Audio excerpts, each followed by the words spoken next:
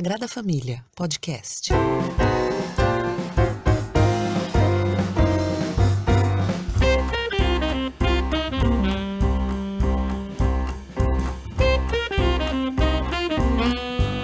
Olá, esse é o 30º podcast do Coletivo Sagrada Família.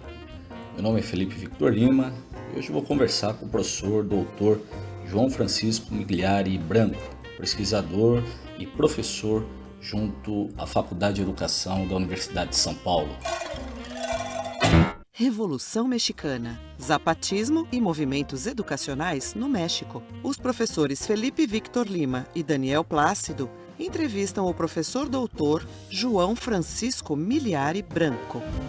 Desde já agradecendo o professor João pela presença, pela disponibilidade para com o Coletivo Sagrada Família. Ele que durante seus estudos de mestrado e doutorado nos brindou com uma análise a respeito das políticas educacionais na região de Oaxaca. E é justamente sobre isso que nós vamos falar, de educação no México, de política mexicana, mas também de como é possível um diálogo entre as realidades que se apresentam no México e também as do Brasil. Tudo bem? Então, professor João, aqui vai a nossa gratidão e também a nossa primeira pergunta. Bom, professor, é sabido que as mudanças na política educacional, tanto quanto na política mexicana, decorrem em grande medida dessa longa trajetória histórica pela qual o México vem passando desde o século XX e que tem como um dos pontos altos, evidentemente, a Revolução Mexicana. E, é claro, também, dentro da Revolução, há inúmeros movimentos, dentre os quais o movimento zapatista, também os seguidores de Pancho Villa e tantos outros que participaram do processo lá durante a primeira metade do século XX. E, como nós sabemos, que tem repercussões nos dias de hoje, nas políticas mexicanas até a contemporaneidade. Em cima disso, em cima dos seus estudos, eu gostaria que você, antes de falar propriamente de educação, nos desse um vislumbre a respeito das lutas sociais no México e, se possível, localizasse também a experiência zapatista dentro desse contexto das lutas sociais, e, se possível também, falasse de outras experiências que compõem esse cenário revolucionário e que, de alguma maneira, nos ajudam a pensar a experiência da Revolução no México e a política mexicana atualmente. Bom, para falar sobre o zapatismo e o histórico das lutas sociais no México a partir do zapatismo, aí a gente tem que remeter à história do país, No mínimo, buscar os significados profundos da Revolução Mexicana e tudo que ela e como ela se reconstitui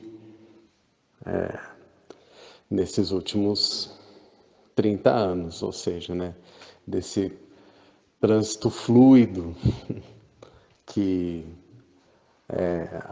os princípios da Revolução Mexicana representam e que é possível enxergá-los também no zapatismo ou em outros movimentos sociais no México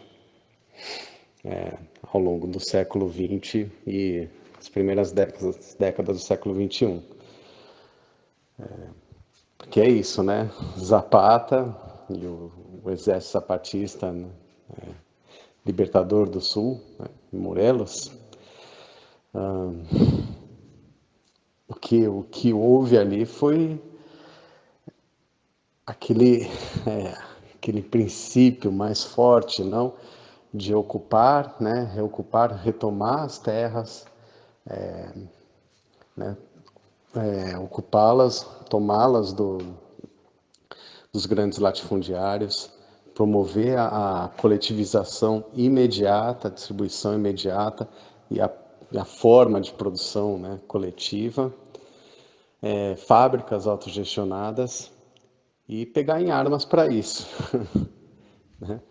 Então, uma profunda revolução social com coletivização imediata e armada, né? Uma revolução armada. Ao mesmo tempo, é importante também, né, falar do velho anarquista Ricardo Flores Magón e de como ele via nos elementos do que se chama não, da vida, do modo de vida dos povos originários mexicanos, né, os elementos da vida índia, aquilo que se vislumbra, que se reconstitui na sociedade pós-revolução. Né? O Magón falava muito isso, que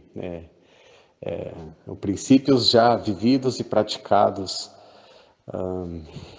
desde sempre, desde muito tempo, pelos povos originários, principalmente, né, a propriedade coletiva da terra e o apoio mútuo, ao qual o Ricardo Flores Magón acrescenta o ódio à autoridade. Então, falar sobre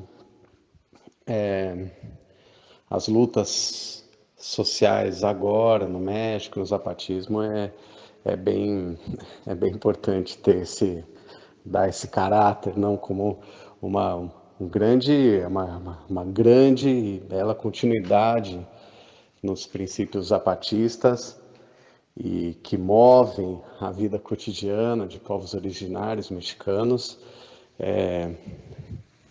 em torno da auto-organização. Podemos dizer assim, se auto-organizar sempre. E o zapatismo, então, quando se forma o Exército Zapatista, na década de 80, final da década de 80, porque um momento posterior, sim, é o do aparição pública do Exército Zapatista de Libertação Nacional. Mas a sua formação data de 10 anos antes e tem história antes disso também. Acho que isso é muito importante também, né? Quando se forma o Exército Zapatista na selva de Chiapas, nas regiões de ascendência maia, entre as etnias de ascendência maia de Chiapas, o que havia lá já era muita organização, né? Auto-organização.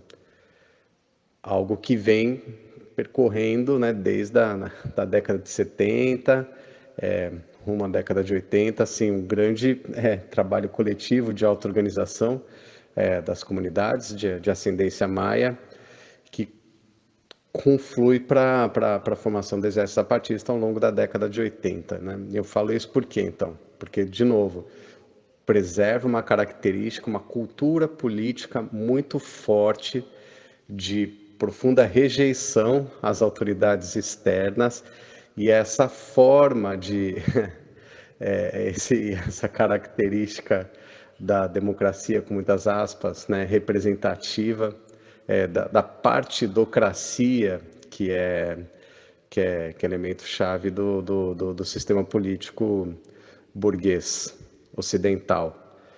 Então,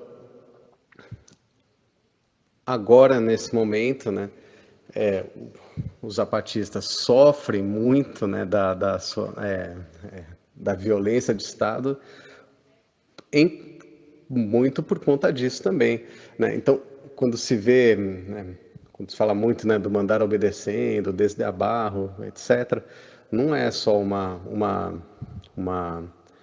discussão, né? Não são só lemas, né, para se colocar em camiseta, em fazer meme, mandar postagem.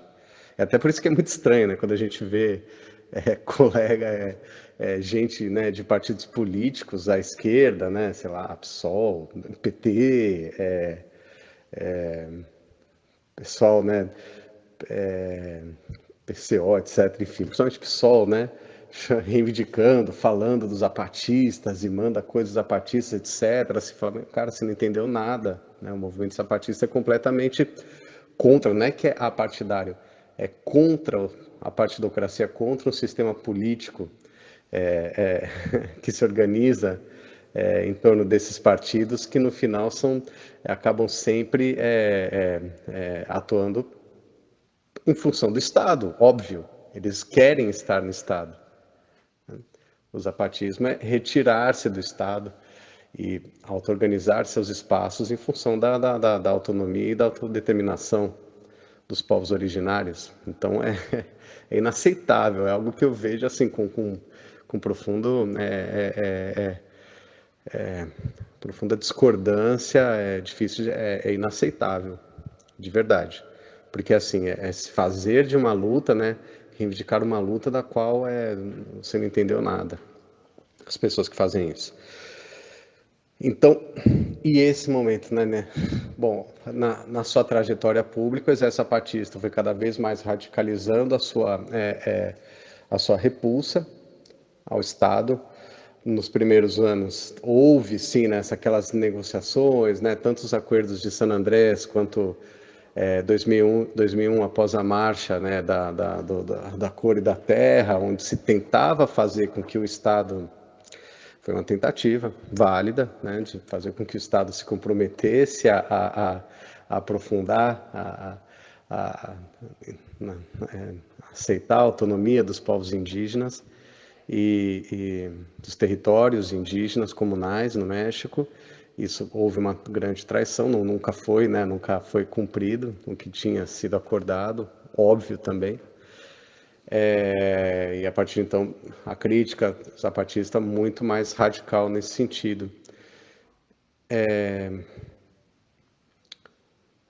No momento agora, por conta, então, digamos que, né, com o México, não só no zapatismo, mas entre diversos outros movimentos, essa tradição autonomista é muito forte, essa total falta de expectativa que o Estado mexicano seja capaz de fazer algo pela população,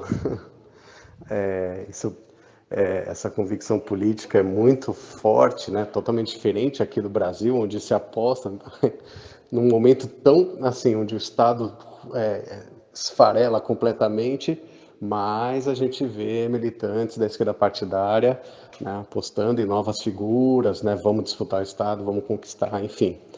No México isso se desfez.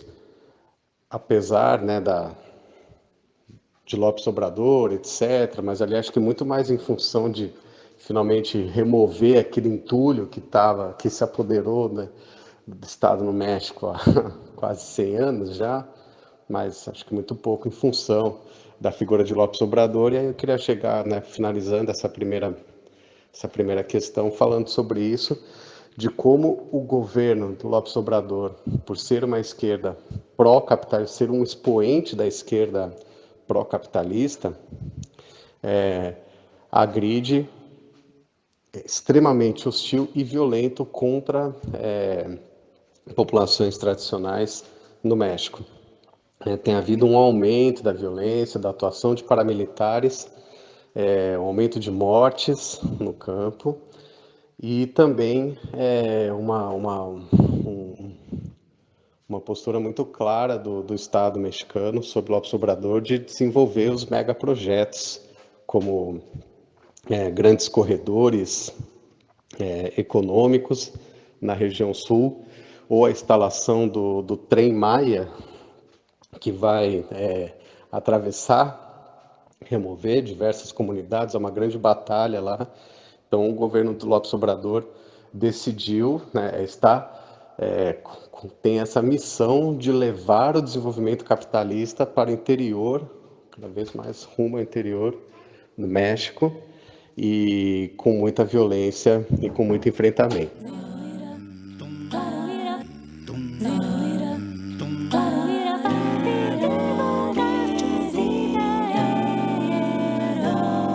Sagrada Família. Excelente, professor João. E em cima dessa trajetória de mudanças políticas, de eventos que marcaram a história contemporânea mexicana, você se dedica a um estudo bem específico, né, que é a questão educacional no México, mais especificamente ainda o movimento de Oaxaca, né, ali na região de Oaxaca, no México. Você poderia falar um pouco dessa questão do movimento, né, de Oaxaca, e, ao mesmo tempo, nos dar um panorama, né, das lutas educacionais, dos movimentos populares mexicanos, como que isso funciona, essa relação? Sobre Oaxaca de Magón, né? Ricardo Flores Magón era oaxaquenho e chama-se, né, disse, né, Oaxaca de Magón porque oficialmente se chama Oaxaca de Juárez, né, por conta do Benito Juárez, um presidente mexicano que introduziu várias reformas, etc. Assim, uma figura política histórica, né, autoritária, mas tido como um grande herói mexicano, enfim, como todos os difícil, né, pensar nas figuras heróicas de uma nação que não são autoritárias, enfim, é bem o caso de Juárez. E aí disse, né, o Oaxaca de Magón em contraposição a esse nome oficial. Terra da resistência também e da rebeldia, como os oaxaquenhos têm muito orgulho em dizer. Importante dizer isso, né? Oaxaca é um estado que fica bem na região sul do México, né? Faz fronteira com Chiapas, aqui mais ao sul. É o estado com a maior diversidade étnica do país, de um país que a sua característica principal é a diversidade étnica. O México é formado por povos, não? O México é formado por povos. E o que acontece em Oaxaca no que se refere à educação é a existência de um movimento de professores que está desenvolvendo ao longo desses últimos 40 anos, quase 50 anos, né? Começou ali no final da década de 70, uma profunda cultura política de rompimento com estruturas sindicais burocráticas. O sindicato dos professores de Oaxaca do México, de Oaxaca no México, rompeu com a estrutura nacional, né, marcada pelo profundo peleguismo e toda a sua relação, sua aliança com o PRI.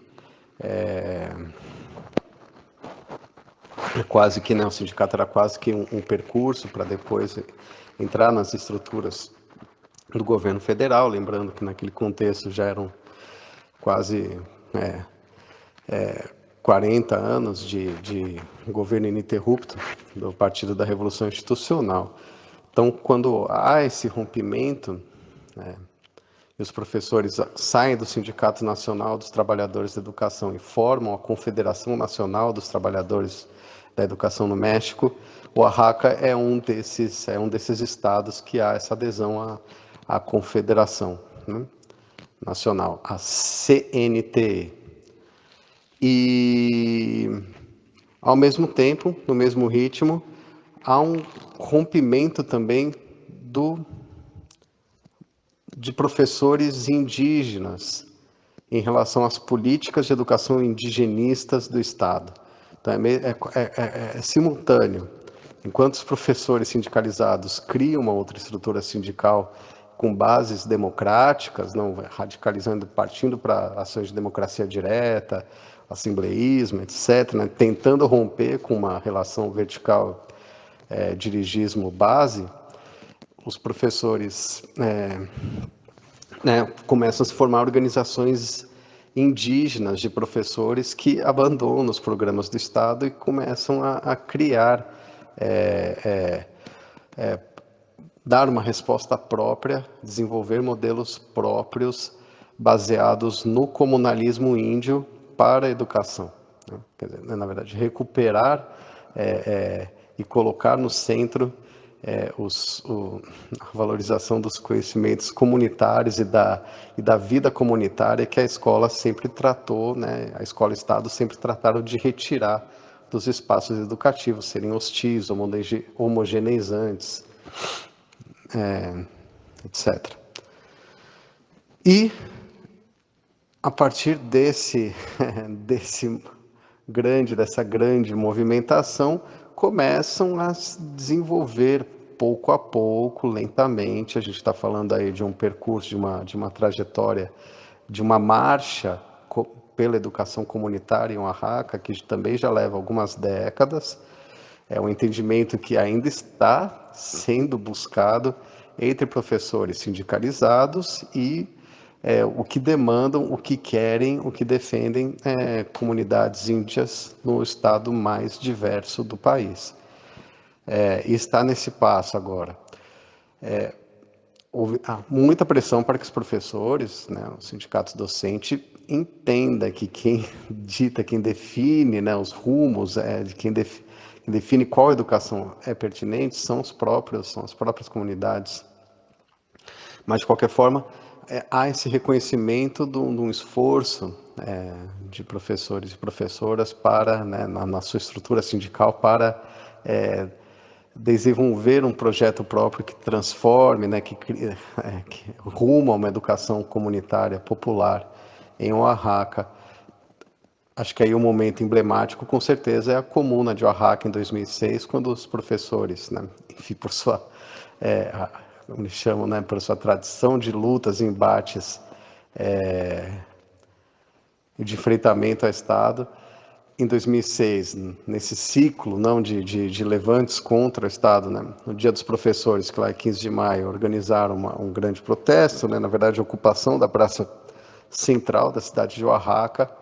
Ficaram por algumas semanas lá e quando o governo tentou desalojá-los, houve uma grande resposta popular para apoiar os professores e aí, entre conflitos e embates, acabaram tomando a cidade, né? A população tomou a cidade, expulsou as esferas administrativas do Estado e formou-se, a cidade foi gerida por barricadas, né? Por 5 meses, no que se conheceu como a Comuna de Oaxaca e a formação da APO, Assembleia Popular dos Povos de Oaxaca. Então, depois disso, né, houve uma... E esse significado é muito importante, quer dizer, há um reconhecimento da atuação docente como também uma espécie de catalisadora da revolta social e das insurreições populares em Oaxaca, como a de 2006, que foi, né, muito profunda, a esse reconhecimento da atuação. E com isso, né, houve uma dissolução muito violenta no final de 2006, né, bárbara, uma repressão brutal, bárbara, violações gravíssimas, e com todo o trauma, o movimento docente começou a preparar uma proposta pedagógica que se opusesse às reformas educativas empresariais que avançam no México, mas não em Oaxaca. E diria que está nesse momento agora, não? Há um plano, né, que chamamos de Plano para a Transformação da Educação em Oaxaca, uma proposta construída coletivamente pelo movimento docente, mas que se baseia, cuja força reside na organização comunitária indígena. E por ser concreta, por se ter como referência experiências praticadas em comunidades indígenas, ela se coloca como um modelo de enfrentamento à reforma empresarial.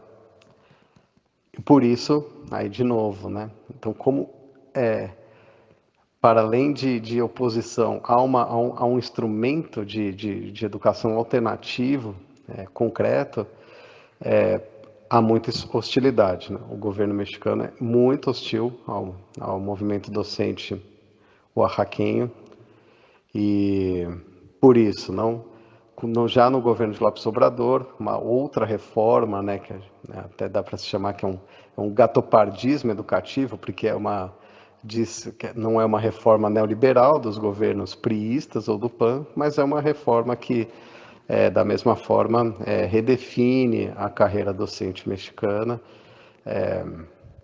e que agride as propostas de educação comunitária. Porque é muito importante destruir o movimento docente, o movimento sindical docente democrático, inclusive como um projeto de conquista territorial. Como o movimento docente é muito forte em Oaxaca, e atua conjuntamente com comunidades índias, atacá-lo e destruí-lo é uma maneira para conseguir avançar nos territórios oaxaquenhos para desenvolver os megaprojetos econômicos, né? Termoelétricas, né? Usinas de termoelétricas ou de energia eólica, grandes projetos de mineração que tem, né, tem Oaxaca como um alvo para a implementação desses projetos. Sagrada Família, podcast. Ok, e em cima dessa experiência mexicana é possível traçar alguns paralelos com as experiências organizativas das lutas educacionais no Brasil? Quer dizer, existem semelhanças e diferenças que são mais verificáveis ou menos verificáveis? É possível traçar esse paralelo? E já aproveitando, né, como um ponto final aqui da nossa conversa, como é a relação desses movimentos, não apenas no campo da educação, mas no campo social no México, com as burocracias sindicais e partidárias, né? Pensando um pouco na realidade brasileira e na realidade mexicana, também, se possível, um paralelo entre as duas. Como que se dá essa relação dos movimentos no México com a estrutura sindical e partidária? Então, acho que sobre as semelhanças e diferenças com práticas organizativas das lutas educacionais no Brasil, tem já alguns elementos que eu falei antes, ajudam a pensar sobre. E aqui acho que a proposta é mais que a gente pense sobre, porque fica muito difícil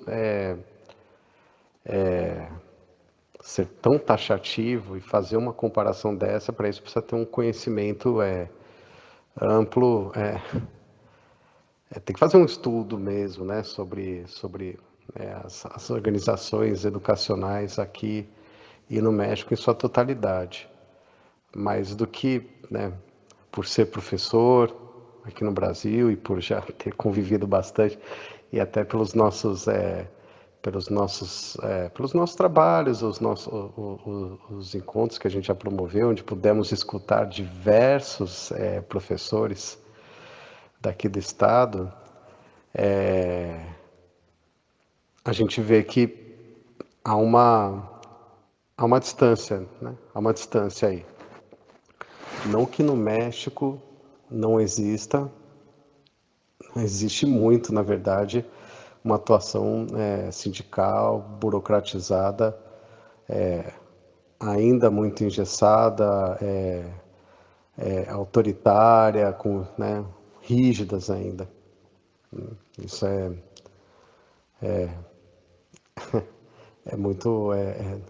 isso é uma tradição mexicana também. Mas o que se vê são essa grande cartografia de atuações diversas e que procuram esse rompimento, que conseguiram criar estruturas organizativas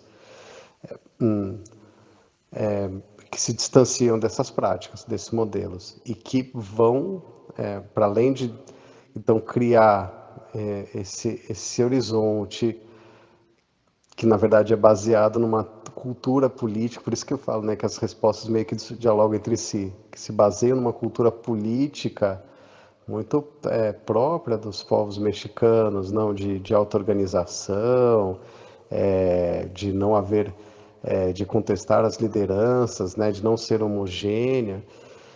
Isso também se reflete em movimentos docentes. E o maior rebatimento disso são em propostas pedagógicas, educacionais, a busca, né, a busca incansável por desenhar modelos pedagógicos, uma resposta própria que combata o currículo e o modelo escolar estatal. Acho que isso que é o mais importante. E isso a gente não vê aqui no Brasil, né? Isso essa crença ainda, né, por um lado, né, que achar que o sindicato por si só por ser o sindicato já é a nossa estrutura representativa, sem problematizar a sua forma de atuação, porque é isso que importa, né? Não é quem está lá, qual é o grupo que está lá, etc., mas como se dá a atuação sindical, né? E a outra é a expectativa, além disso, então, como se faz esse exercício político, né, da estrutura sindical, como é essa forma de atuação, e a outra ainda a expectativa, né, essa concepção muito idealizada, né, ainda da da escola estatal da maneira que ela está, que é diferente de falar da educação pública, do tipo de oferta estatal para a escola, e uma ideia fossilizada de que é o Estado quem vai nos garantir a promoção da educação pública de qualidade, quando cada vez, né, mais desmoronado e completamente assim um preposto, né, um escritório de operações de grandes empresas. Então, essa concepção muito forte aqui, né, de demandar do Estado, que o Estado promova, tal, é também uma barreira grande. Sagrada Família, podcast. Excelente, professor João. Agradeço imensamente essas colocações, essas explicações. Creio que são portas de entrada para debates futuros e, nesse sentido, já o convido para um retorno breve, né, para uma conversa aqui no Sagrada Família e, se possível, eu gostaria de contar com as suas considerações finais. Eu quero agradecer o convite e muito contente de estar em contato com crítica social. A gente já vinha conversando um tempo, né, de fazer. Então, poxa, que bom que nesse meio aqui, né, e sempre assim, né, a gente nesse ano é sempre agradecendo e projetando uma próxima num formato que a gente consiga dialogar mais, né? Ou seja, presencialmente. Mas, enfim, isso vai chegar. Muito bom, é muito bom ver vocês ativos, não? Produzindo, criando. Acho que isso é o mais importante, né? Isso é fundamental.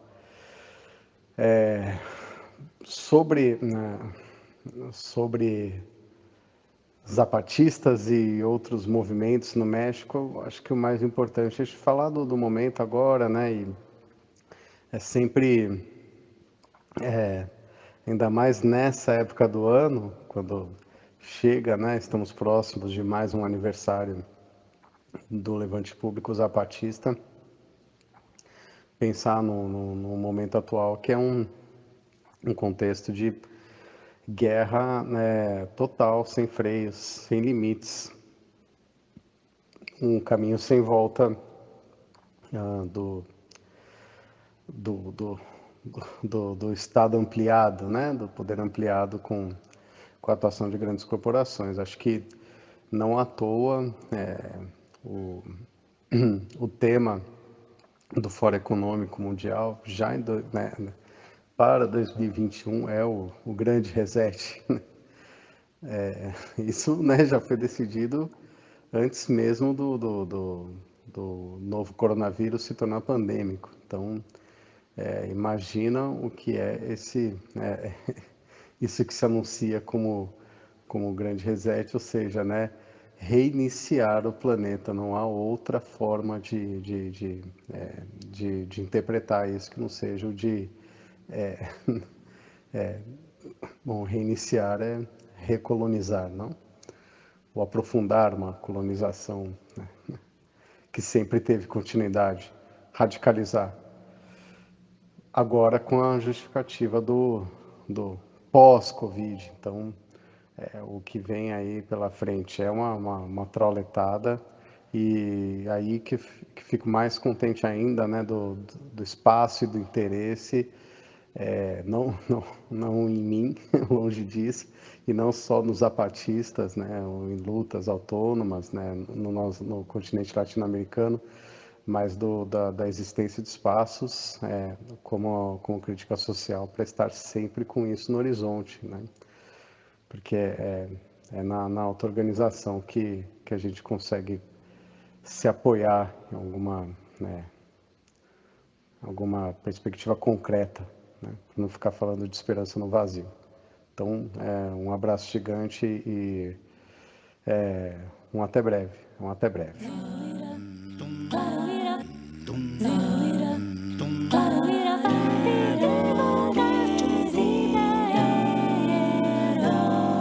Sagrada Família.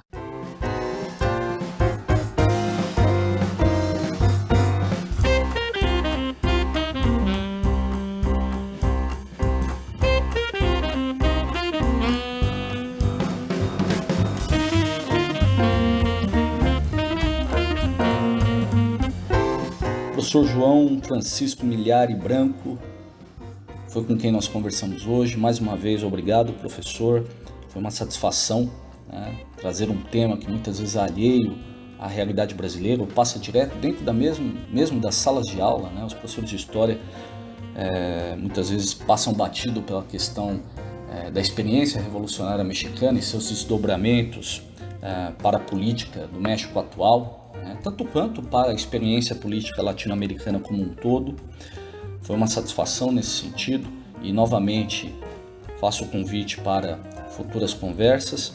Este foi o 30º podcast da Sagrada Família. Agradecemos novamente a presença e a audiência dos nossos seguidores novos e os costumeiros e espero vocês na próxima. Um grande abraço, até lá!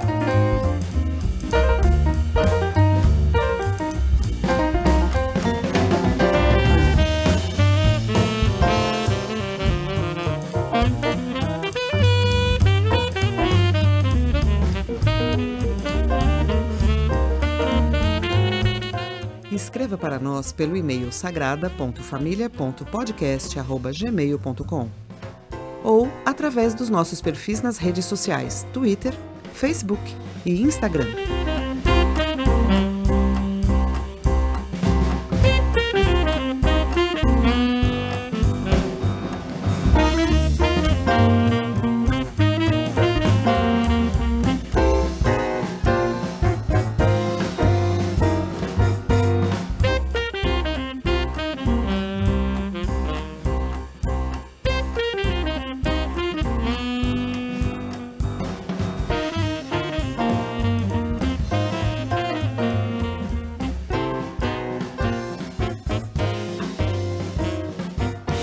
Sagrada Família, podcast.